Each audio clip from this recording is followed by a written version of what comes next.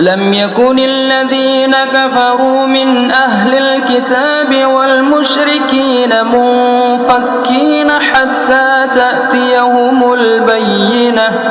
رسول من الله يتلو صحفا مطهرة فيها كتب قيمة وما تفرق الذين أوتوا الكتاب إلا من بعد ما جاءتهم البينة وما أمروا إلا ليعبدوا الله مخلصين له الدين حنفاء ويقيموا الصلاة ويؤتوا الزكاة وذلك دين القيمة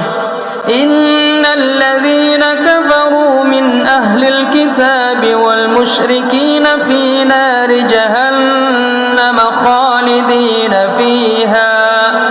أولئك هم شر البرية إن الذين آمنوا وعملوا الصالحات أولئك هم خير البرية جزاؤهم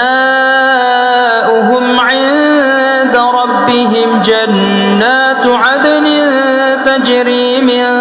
تحتها الأنهار خالدين فيها